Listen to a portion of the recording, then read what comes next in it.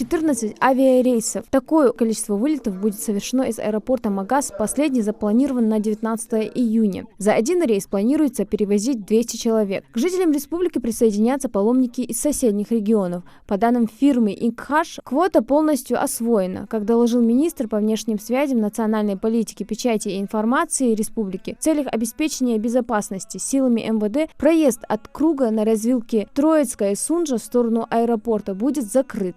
Сбор паломников планируется со стоянки старого автовокзала. Оттуда на автобусах их доставят к терминалу аэропорта Магас. Вылеты планируется осуществить 7 числа. Утром и вечером у нас 2 самолета летят.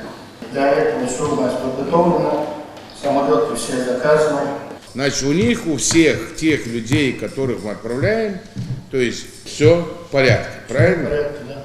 Для организации пропуска физических лиц через государственную границу в аэропорту Магас разработана временная технологическая схема, которая согласована и утверждена всеми ответственными ведомствами. На месте для верующих будет организовано питание. До отлета со всеми паломниками провели обучающие семинары, раздали им брошюры и сумки с национальной символикой. В 2023 году основные обряды хаджа пройдут последнюю неделю июня. Квота на хадж для паломников из России в этом году составляет 25 тысяч мест.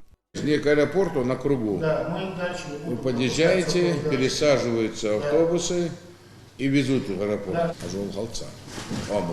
Но их надо как нужно взять, проводить, чтобы они, так сказать, тем более хорошо, что аэропорт все-таки наш, что и не будет такого, а то в прошлом году там через границы, через Грузию мы ездили там, да?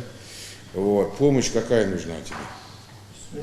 Никакой помощи на данный момент не требуется, все службы готовы. Отметим, по благотворительной программе от главы Ингушетии Махмуда Али Калиматова Мекку и Медину в этом году посетят 11 паломников. Хади Добриева, Хусейн Гагиев, Юсуп Ханиев, Рахман Цуров, Новости 24.